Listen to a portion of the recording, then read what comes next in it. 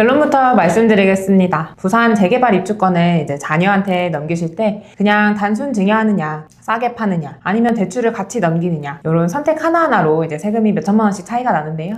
오늘 시작부터 세게 나가시는데요? 네, 요즘 부산의 재개발 재건축 구역이 정말 많거든요. 관리처분 인가가 나고 이제 입주권 프리미엄이 붙기 시작하면 다들 이제 이때쯤 자녀한테 넘겨줄까 많이들 고민하십니다. 맞아요. 근데 그때 딱 세 가지 길이 있는 거죠? 네, 보통 단순 증여, 그리고 이제 저가 양도, 그리고 마지막으로 부담부 증여, 이렇게 세 가지를 일단 다 비교해 드리고, 특히 이주비 대출이랑 이제 중도금 대출을 같이 넘기실 때, 이런 게 이제 부담부 증여의 경우인데 뭘 조심해야 되는지 함께 짚어드리겠습니다. 그 이주비 중도금 부분에서 사고가 많이 난다고 들었어요. 이제 타이밍을 잘못 잡으면 안 내도 될 양도세가 확 불어버리기 때문인데요. 끝까지 보시게 되면 이제 상황에 맞는 어떤 방법이 맞는지 감이 오시게 될 겁니다.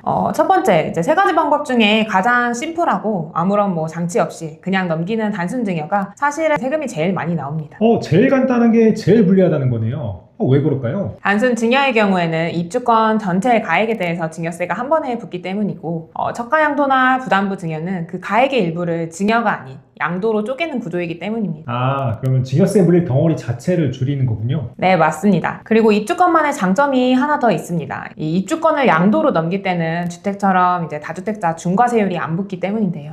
입주권은 중과가 없나요? 네, 입주권은 주택이 아니라 주택을 취득할 권리라서 다주택자 중과 대상은 아닙니다. 그래서 이제 양도 차익이 크지 않으면 증여의 일부를 이제 양도로 돌리는 게 유리한 경우가 많습니다. 그럼 세 가지를 간단히 정리해 주실까요? 첫 번째 단순 증여의 경우 자녀분한테 증여세랑 취득세, 그리고 저가 양수도의 경우에는 부모님한테 양도세가 발생하고 자녀분한테는 이제 싸게 산 만큼은 증여세, 그리고 취득세가 발생합니다. 그리고 마지막으로 부담부 증여는 이제 넘긴 채무만큼은 부모님한테 양도세가 발생하고 나머지는 자녀분한테 증여세랑 취득세가 발생합니다. 결국 부모의 양도세랑 자녀의 증여세 어떻게 배분하냐 그 싸움이네요. 네, 정확합니다. 그래서 요걸 정하려면 이제 먼저 입주권 가격을 어떻게 매기는지부터 알아보셔야 하는데요. 그게 두 번째로 중요합니다. 입주권 가격은 보통 권리가액에 이제 추가로 납부한 분담금, 그리고 이제 마지막으로 프리미엄 가액을 얹어서 계산합니다. 요 프리미엄 가액 때문에 이제 감정평가를 받는데 가액을 잘 잡는 게 절세의 핵심이라고 할 수 있습니다. 그러면 하나씩 볼까요?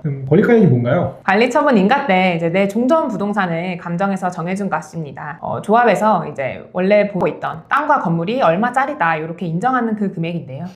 그게 권리가액이에요? 거기에 분담금을 더하고요? 네, 맞습니다. 이제 평가 기준일까지 이제 실제로 부담한 이제 추가 분담금을 더하고 반대로 또 이제 청산금을 지급받는 조합원분도 계시죠? 그 금액은 권리가액에서 청산금을 뺍니다. 그 다음이 프리미엄이네요. 이게 제일 애매한 부분이잖아요. 네, 맞습니다. 이제 프리미엄이 제일 다툼이 많습니다. 이게 현재 이제 시장에서 웃돈으로 얼마가 붙었느냐인데 이걸 얼마로 보냐, 이게 관건입니다. 맞아요. 그래서 감정평가가 등장하는 거잖아요. 세법상 시가는 순서가 있는데요. 비슷한 매물의 실제 거래가, 즉 이제 이런 거를 이제 유사 매매 사례가액이라고 말을 하는데 그게 있으면 그걸 쓰는데 문제는 그게 나보다 비싸게 잡힐 수 있다는 겁니다. 옆동 프리미엄이 확 튀어 있으면 그걸로 잡힐 수도 있겠네요. 네, 그렇죠. 그래서 이제 내가 감정평가를 받아두면 이 감정가액은 이 유사 매매 사례가액보다 우선해서 시가로 인정되기 때문에 감정평가로 프리미엄 가격을 이제 보수적으로 잡아두면 이제 증여세 기준가액을 훨씬 낮출 수 있는 거죠. 그래서 프리미엄 산정은 감정평가가 제일 정확하다고 하는 거군요. 네, 그리고 감정평가는 이제 시점이 중요한데요. 증여일 전 6개월, 그 다음 후 3개월, 요 평가 기간 안에 받은 감정이어야지만 시가로 인정이 됩니다. 아무 때나 받아둔 거는 사실상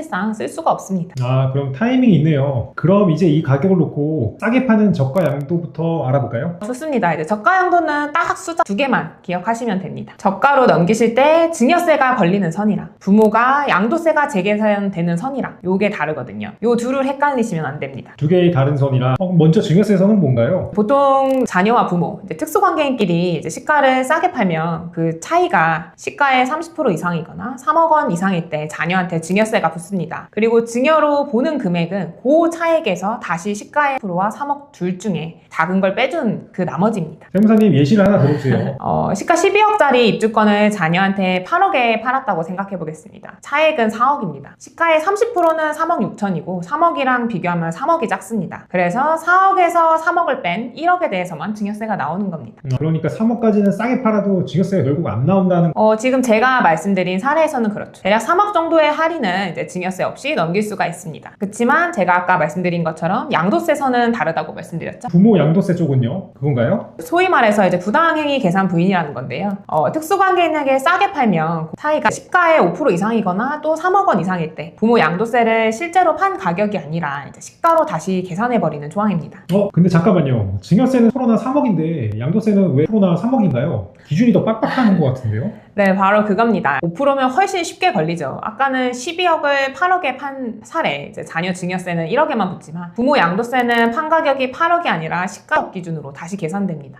그럼 결국 저가 양도는 자녀 증여세는 아낄 수 있어도 안타깝지만 부모 양도세는 시가로 나온다고 봐야겠네요. 네, 그래서 저가 양도의 전략의 핵심은 이제 증여세가 안 나오는 구간까지만 할인하고 부모 양도세는 시가 기준으로 감수를 하는 건데요. 이게 유리한지는 이제 부모님 양도 차익이 얼마냐에 따라서 이제 완전히 달라집니다. 양도 차익이 작거나 비과세면 저가 양도가 확 유리하겠어요.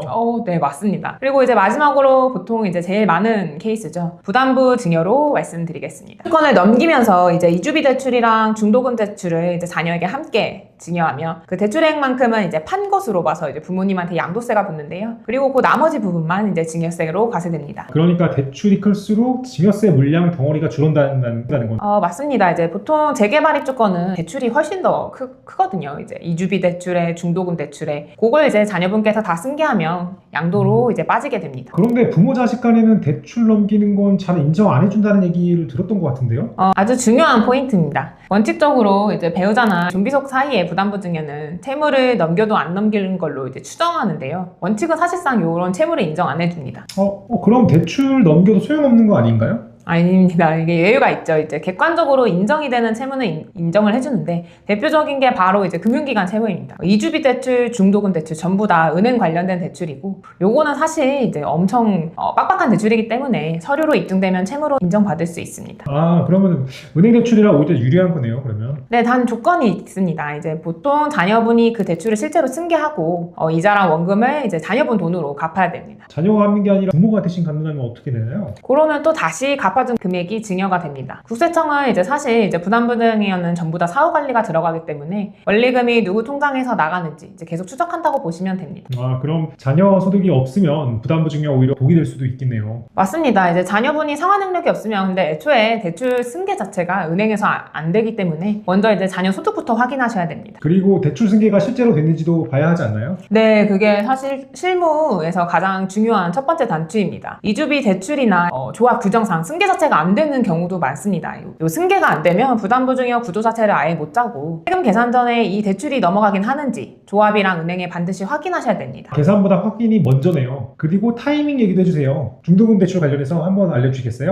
부담부 인정으로 인정되는 채무는 증여에 현재 실행돼서 존재하는 대출인데요. 아직 이제 실행 안 된 중도금은 부담부 증여의 채무로 안 잡힙니다. 반대로 중도금 대출 다 실행된 다음에 혹시 넘기면요? 그러면 이제 단순하게 자녀분께 증여하실 생각이어도 자동으로 부담부 증여가 돼버리고 부모님한테는 이제 양도세가 딸려서 나옵니다. 그래서 이제 언제 넘기느냐가 이제 관건입니다. 결국 대출 실행 스케줄이랑 증여 시점을 같이 설계해야 하는. 네, 정확합니다. 그래서 요거는 보통 캘린더 놓고 같이 이제 은행에서 확인되는 날짜랑 함께 놓고 상담을 진행하시면 좋습니다. 그리고 마지막으로 이제 여기까지 다 플랜을 잘 짜도 이제 세 가지를 놓치면 나중에 추징당하기 좋습니다. 첫 번째는요? 같은 세대 안에서 이제 부담부 증여를 하시면 양도로 보는 그 부분은 보통 이제 1세대 1주택 비과세를 적용받아서 양도세가 안 나오시고 근데 다만 세대 분리를 안 하고 넘기면 요 함정에 걸립니다. 한 집에 사는 자녀한테 넘기면 양도 부분 비과세가 막히는 거네요. 두 번째는요? 2월 과세입니다. 이게 사실상 제일 중요하죠. 자녀가 증여받은 입주권을 이제 정해진 기간 안에 팔면 취득가액을 자녀가 받은 값이 아니라 부모님이 옛날에 산 값으로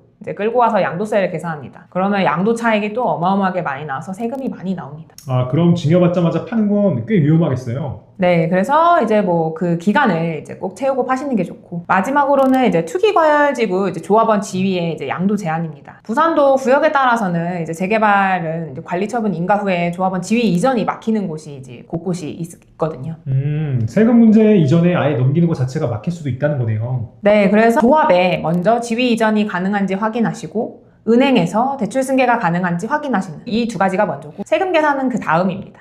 그러면 한번 정리하자면 동일세대 비과세, 2월 과세 기간, 그리고 조합원 지위 이전 가능 여부 이 세 가지네요. 네, 그래서 이 부분은 체크하시고 들어가시는 게 좋습니다. 자, 오늘 내용 세 줄로 정리해 보겠습니다. 변호사님, 첫째는요? 첫 번째, 입주권은 단순 증여보다는 이제 저가 양도나 부담부 증여로 일부를 양도로 돌리는 게 대부분 유리합니다. 두 번째는요? 둘째는 프리미엄은 감정평가로 잡으시는 게 좋습니다. 그리고 저가 양도의 증여세 선이랑 이제 양도세 선은 다르다는 점 꼭 기억해 두셔야 합니다. 세 번째는요?